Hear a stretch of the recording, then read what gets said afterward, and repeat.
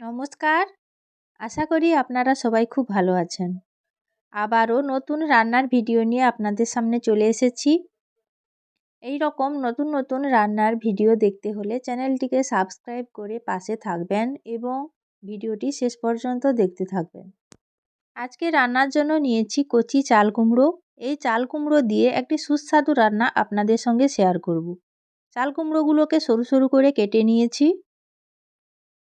রান্নার জন্য নিয়েছি চিংড়ি মাছ। চিংড়ি মাছগুলোতে লবণ ও হলুদ মাখিয়ে নিয়েছি। রান্নার জন্য কড়াইতে দিয়ে দিচ্ছি পরিমাণ মতো সর্ষের তেল। তেল খুব ভালোভাবে গরম হয়ে গেছে, দিয়ে দিচ্ছি কালো জিরে, দিয়ে দিচ্ছি পেঁয়াজ কুচি, দিয়ে দিচ্ছি কিছুটা কাঁচা লঙ্কা কুচি, দিয়ে দিচ্ছি পরিমাণ মতো লবণ। এবার দিয়ে দিচ্ছি পরিমাণ মতো হলুদ গুঁড়ো,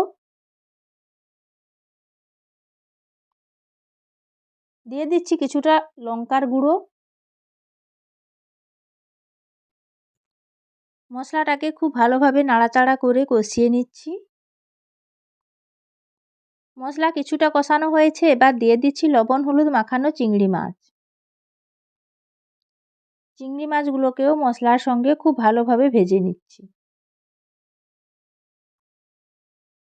মশলাটা আমার খুব ভালোভাবে কষানো হয়ে গেছে, দেখুন কালারটাও খুব ভালো এসছে। এবার দিয়ে দিচ্ছি কেটে রাখা চাল কুমড়ো। এই রান্নাতে আপনারা একদম কচি চাল কুমড়ো ব্যবহার করবেন, তাহলে স্বাদ খুব ভালো হয়। নাড়াচাড়া করে মশলার সঙ্গে চাল কুমড়োকে খুব ভালোভাবে মিশিয়ে নিচ্ছি। নরম চাল কুমড়ো দিয়ে চিংড়ি মাছ দিয়ে এইভাবে তরকারি রান্না করলে তরকারি কিন্তু স্বাদটা খুব মিষ্টি মিষ্টি লাগে, খেতেও খুব ভালো লাগে। খুব ভালো করে মশলার সঙ্গে চাল কুমড়োকে মিশিয়ে নিয়েছি। এবার একটা ঢাকা দিয়ে দিচ্ছি যাতে চাল কুমড়োগুলো খুব ভালোভাবে সেদ্ধ হয়। ঢাকনা খুলে আবারও নাড়াচাড়া করে নিচ্ছি।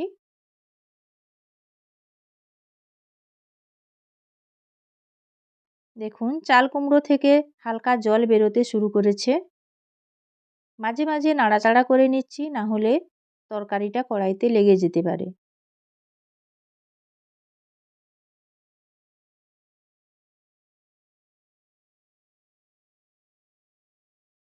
আবারও ঢাকা দিয়ে দিচ্ছি।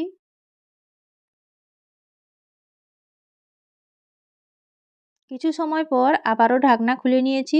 দেখুন চাল কুমড়ো থেকে অনেক জল বেরিয়েছে, তাই আমি এই রান্নাতে আর জল ব্যবহার করব না। এই যে চাল কুমড়ো থেকে জল বেরিয়েছে, এই জলেই সব সবজি খুব ভালোভাবে সেদ্ধ হয়ে যাবে। দিয়ে দিলাম সর্ষে বাটা। আবারও নাড়াচাড়া করে সর্ষে বাটা তরকারির সঙ্গে খুব ভালোভাবে মিশিয়ে নিচ্ছি। চাল কুমড়োটা অনেকটাই সেদ্ধ হয়ে গেছে।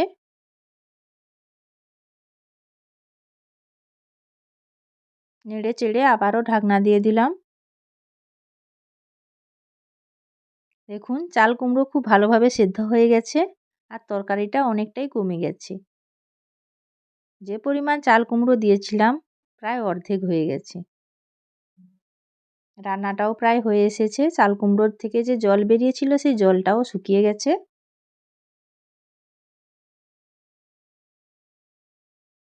রান্নাটা আমার খুব ভালোভাবে হয়ে গেছে, এবার ঢেলে নিচ্ছি। এইভাবে চিংড়ি মাছ দিয়ে আপনারা চাল কুমড়ো রান্না করে খাবেন, স্বাদ খুব ভালো হয়। এই চাল কুমড়ো রান্না আপনারা বিভিন্ন পদ্ধতিতে করে থাকেন। এই পদ্ধতিতেও আপনারা রান্না করে খাবেন, খেতে খুব ভালো লাগে।